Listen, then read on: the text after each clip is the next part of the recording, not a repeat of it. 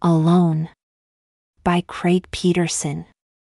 The dream was the same as the night before, and the night before that, and the night before that. Matthew Scott hadn't slept well in a long time. Hell, he wasn't sure he had slept at all lately. When would it stop? When did it start? He woke up from his sleepless slumber just like every night. A frazzled mess. Sweat coated his skin from head to toe. The confusion was so great, it was a sensation he had never known. At first, his surroundings were non-existent but would slowly crawl back to him. The faint glow of his digital alarm clock on the nightstand was just bright enough to make the area around his bed visible, barely. Beyond that, nothing.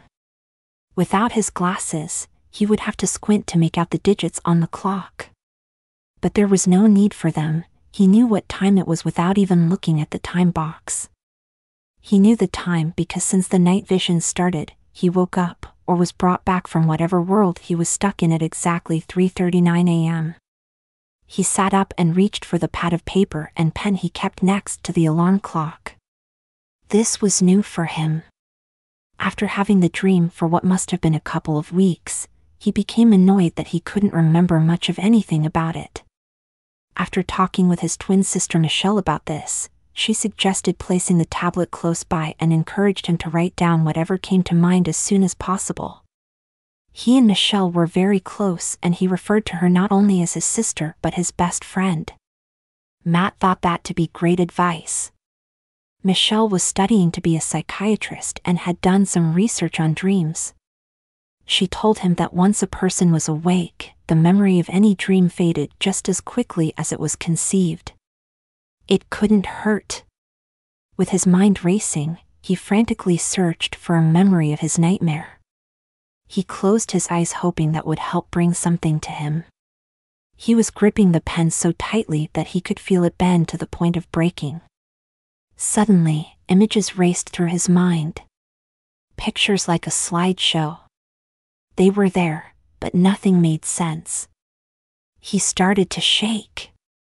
Sweat was running down his forehead. Without really knowing it, he started to scratch something on the pad. A sudden shudder ripped through his body, up his spine and into his head. A ringing started in his ears but stopped almost the instant it started. Silence. 3:39. He reached for his glasses and slipped them on. He wanted to see what he had written down, at least he thinks he had written it. There was one word printed on the paper. One word that covered the entire 8.5 by 11 page. Not only written, engraved into the tablet. Alone. In the morning over a cup of strong black coffee, Matthew sat at the kitchen table talking to Michelle on the phone. After describing what had occurred, Matthew waited anxiously for his sister's evaluation. With only a one-word conclusion to the dream, Michelle was unable to shed any light on the subject. She encouraged him to keep the notepad nearby and try it again. As evening quickly approached and gave way to night, Matthew found himself lying on the couch in his den watching a ballgame. With a pad and pen on the floor, he felt himself start to doze off. His eyelids would slowly glide down and wash out the glow from the TV and bring him into darkness only to shoot wide open as if he were trying to fight sleep, which would be the furthest thing from the truth. Finally, his eyes closed and there was no shudder or glimmer of the TV. He woke with such violence that he could have sworn his bed jumped up and shifted over a few inches. Perspiration lathered his face and arms. The blurred light that caught the corner of his eye was too weak to be that of his television. He swiveled his head around and saw the 3 digits on his alarm clock. 3:39. Just in front of the alarm clock was the pen and paper. He grasped for them and started to write. With the same intensity as the night before, something was being put to paper. In a manner that Matthew wasn't really sure was of his own power. While writing, visions filled his head. A lot of darkness interrupted by strikes of light. Something appeared at the end of this light. With each flash, the object was getting closer. The light was getting brighter and faster. With each flash, he felt his breath getting heavier and heavier. The unknown item was getting closer, closer. Breathing so loud it was deafening. Then, an empty void. One more grand burst of light. He saw it. A door. He felt quivers run through his body. The pen had fallen from his hand, but the pad of paper was going nowhere. How had he gotten to his bed? He didn't remember waking up and walking from the den. Perhaps he never fell asleep in the den, an extension of his dream. None of that really mattered right now. He reached over to the end table and twisted the knob on the small lamp. His hands were so sweaty that he had a hard time twisting the switch to the on position. He glanced down at the tablet and was bewildered at what he saw. First off, this was the second page in the bonded tab. Since he had written the word alone with such force the night before, the imprint was clearly visible. Accompanying the word was a picture. It was a door. A wooden door with one distinctive marking. Located on the top half of the door was the letter M. This was a door from his childhood. It was his sister's childhood bedroom door. Once again, Matthew found himself at the kitchen table. 2 cups of coffee down, countless to go. This time, it was his phone that rang. He looked down at his cell and saw his sister's face glowing on the screen. She really must be anxious to hear the latest episode of his nightly freak show. He spilled out the details to her and finished by telling her of his drawing, excluding the specifics of the door. She listened intently and asked a few questions. Mostly about the light and the breathing, to which he had no answer. She was trying to help and he could only offer up what he remembered.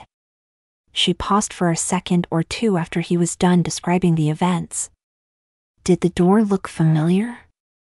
She asked. I'm not sure, he lied. Tell you what, let me text you a picture so you can see it. Okay. Within a minute her phone buzzed with the receipt of the incoming picture. She looked at it. After a few seconds she realized she was holding her breath in. As she exhaled, the back of her neck tingled. Matthew, that's my door. I know, he admitted. They talked for a few minutes and ended the conversation with the agreement that they would talk again the next morning. Tonight, Matthew wanted nothing to do with falling asleep in the den. He had come to the realization that no matter where he fell asleep, he would wake in his bed. At 3:39. Sleep came easy tonight. Well, the act of falling asleep did. It was what happened on the other side of sleep that was difficult. His scream was so loud, it was surely heard by his neighbors. It wasn't a drop a hammer on your toe scream. It was a I'm going to die in a matter of seconds scream. Terror raced through his veins with such intensity, his vessels were sure to explode within him. He felt the color leave his skin, leaving him ghostly white if only for a few seconds. His hands were clenched, grasping onto the sides of the bed, as if his mere existence depended on him not letting go. He jolted up, breathing so hard that he was panting. He felt tears rolling from his eyes. He snatched up the pen and paper and dropped it on his lap. In the same manner as the previous 2 nights, he started to input something onto the pad of paper. Only, it wasn't really him. He wasn't aware of what he was writing or how he was doing it. The only thing he was sure of was that the nightmare had ended and this was a separate event. When the writing was complete, he tossed the pad down and threw himself back onto his pillow to catch his breath. He was spent. After a few minutes of listening to his own breaths and thoughts run through his mind, he swung his feet over the side of the bed and onto the floor. He picked up the work over the tablet and gazed at the current page. What was written made no sense to him. It's time. 3 cups of coffee and 4 Advil later, Matthew was on the phone with the only person he had been in contact with since he couldn't remember when. Lack of sleep was starting to take its toll. Michelle had a theory this time though. She said it's possible that its time could mean that the dreams might be coming to an end. Her reasoning was that no matter how obscure these dreams were to Matthew, they were crystal clear in his brain, and the latest message might be a way for his inner self to let his outer self know that it was almost over. He could only hope that to be the truth. He was certain of one thing though, he was scared. This time it was different. As reality vanished before him in his dark bedroom, a new world waited for him. One in which he knew no boundaries. The playing field was familiar but alien. He was standing outside staring at a house. A house which had a striking resemblance to his childhood home. That was the only familiar part. Surrounding the home was nothing. No cars in the driveway, no trees, bushes, street lights, or even a neighboring house. It was as if the structure had been dropped on some deserted island, minus the island. Nothing. Wherever he was, it was pitch black. Only illuminated by occasional lightning strikes. Rain was falling with such anger that the drops were stinging his face when they landed. He started to approach the house. Either that or the house was descending on him. The closer the two got to each other, the more frequent the sky filled with fire bolts. Thunder clashed as loud as any noise he had ever experienced. Fear was creeping deeper and deeper into Matthew's body until it consumed his entire being. He was on the elevated porch, arm's length from the front door. This was definitely his boyhood home. Memories of his childhood danced through his head. Michelle and him are playing like brothers and sisters do. Laughing, smiling. Now this. What sort of evil existed here now? Without any discernment, he had reached for and acquired the doorknob. The knob twisted easily in his grip and the door flung open as if guided by a strong wind. Behind him, the sky was still exploding with fury. Just as the door met the wall behind it, lightning punched a hole into the darkness, exposing the inside of the home. On the far side of the front room stood something. Night overtook the home again. Matthew stood frozen with fear, not sure what to do. Another bolt lit the area. It was still there. But it wasn't something, it was someone. His glimpse was brief but long enough to tell it was a person, or more of a someone than a something. Again, the light was gone and darkness was back. Rain was still pelting him from behind as he stood on the porch looking into the house. As the next round of night light shone down, there it was. Standing face to face with him. Whoever it was stood the same height as him. Its breath filled Matthew's gaping mouth. Rancid and putrid. If death had a taste, this was it. Hair slumped down across its face, or what must be the face. Looking at it, he couldn't really tell if it was facing him or looking into the house as he was. He only knew that it was looking at him because it exhausted its death gas at him. Over the booming thunder it spoke. One word. Alone. In a flash it stood there. The next flash it was gone. The empty house stood before him. He looked behind him and saw exactly what he expected to see, nothing. A different kind of emptiness. One in which he was sure that if he were to turn around and step off the porch, he would start falling and never reach a landing spot. The world behind him felt as empty as his soul did. There wasn't much of a choice. He stepped into the house. He took a few steps into the front room and heard exactly what he thought he would hear. The front door crashed shut. Whispering voices filled his ears. Whispers that sounded more like screams. He stood alone in what was once his family's front room. He was alone but not by himself. It was as if eyes were watching him. He spun around to see if anyone was behind him. Nothing. He turned to face the majority of the house again and the whispering persisted. He knew eyes were upon him, and could feel them. Movement to his left caught his attention. Quick! By the time his head swung that way, whatever he spied was gone. If this was indeed his old home, the room that he was now looking at was the kitchen. He inched along the middle of the front room towards the kitchen. As he approached the opening, he put his back to the wall so he could poke his head into the room. He paused before he glanced in. He took a quick look and saw nothing. The house was still being filled with pulses of light from outside. Thunder was providing the soundtrack. He committed himself to entering the kitchen. He shuffled in, his shoes glided over the linoleum. The ground felt sandy and dirty. The kitchen was a skeleton of what it once was or supposed to be. Cabinet doors were hanging by loose screws. The sole window was gone. Rain snuck in through the frame. He was nearing the end of the long kitchen when its head peered around the corner before disappearing back behind the wall. It seemed like a sick version of peekaboo. This time, instead of pausing, he dashed toward the corner and turned it. He was now looking at what was once his room. Lightning was flashing so wildly it seemed like a strobe light. Claps of thunder rolled so deep he could feel it. It was standing in the center of the vacant room. One arm was outstretched. Was it pointing at him? No. It was beckoning him, inviting him to come closer. For a brief second, he saw its eyes. He recognized them instantly.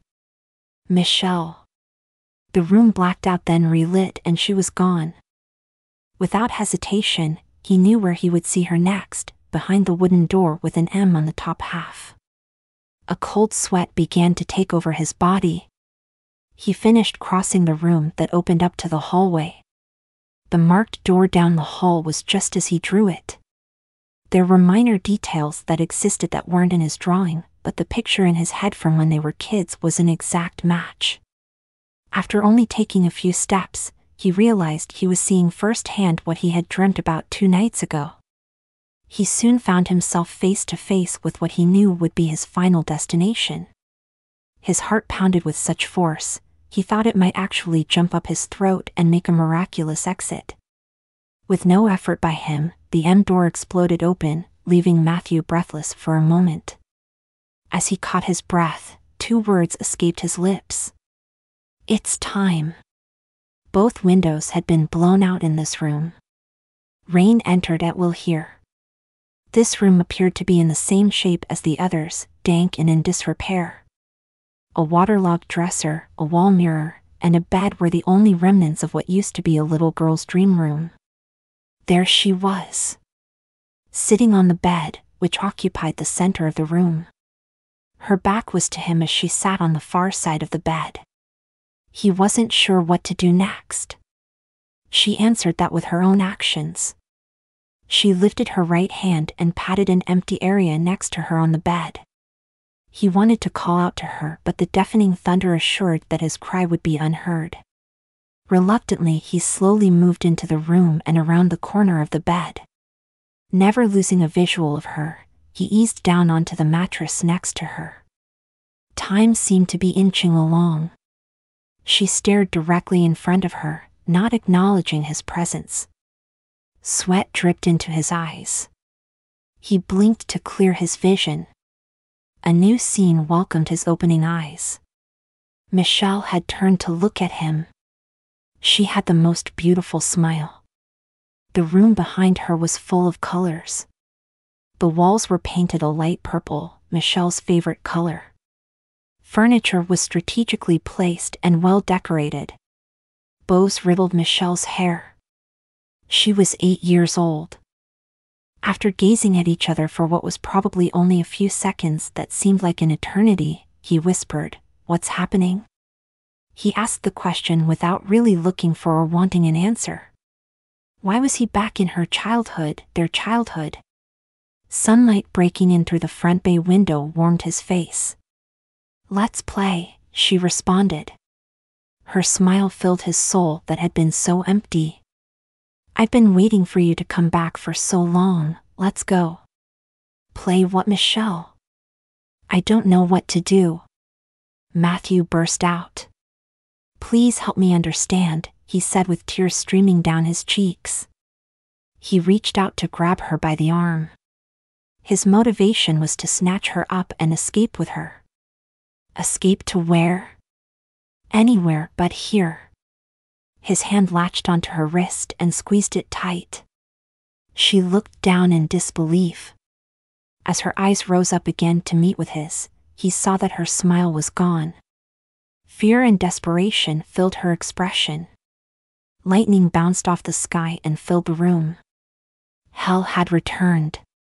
His grasp on her wrist was still secure. Her warm, soft skin had been replaced by a gray, rubbery substitute. Michelle's hair was once again eclipsing her entire head. She started to scream and thrash around trying to break free. He was still holding on to the idea of taking her from this place. Her cries were more animal than human. Their eyes met briefly and he saw nothing but horror in them.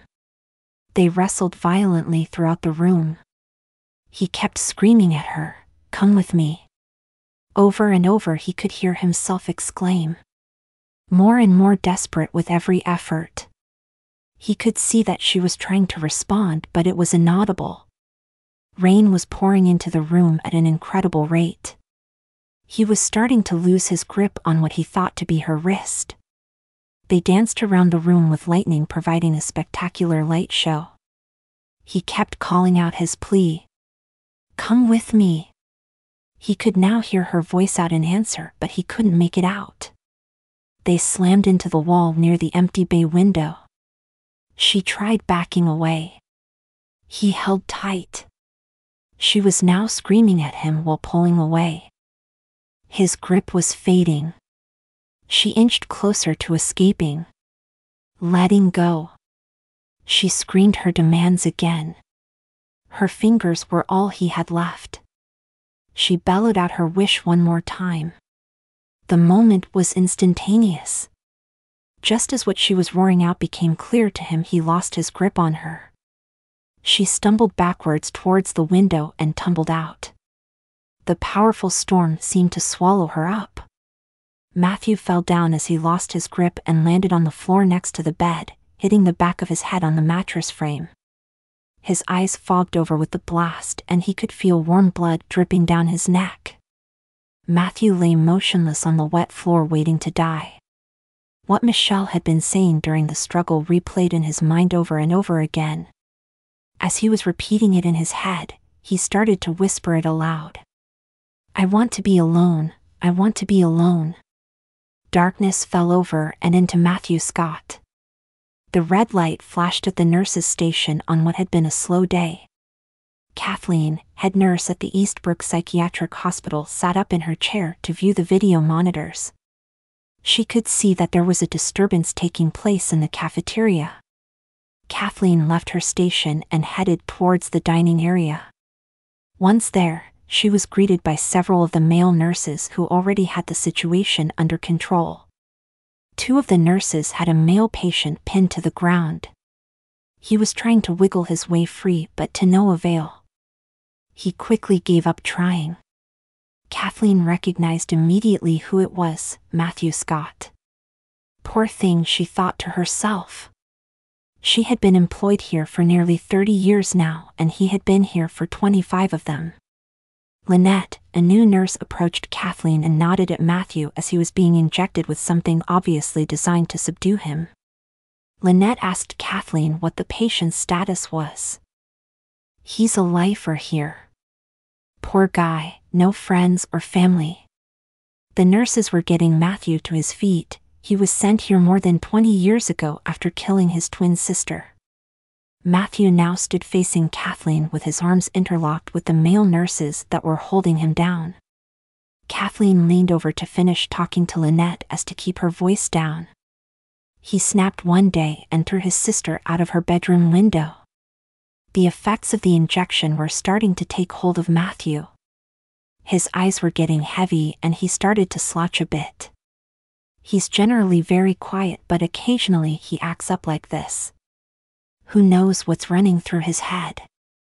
The two male nurses approached Kathleen with Matthew nearly completely passed out in their arms. They asked where they should take him, meaning they weren't sure whether to take him to his room or to a holding cell where they could keep a closer eye on. She thought about it for a second and came to the conclusion, after witnessing this several times over the years, that he posed no threat to himself or anyone, and directed them to take him to his room. The nurses carried the dead weight past Kathleen and Lynette towards the main hallway where they would find his room. Matthew was out. His eyes were open, but his eyes were fixated on something other than where he was.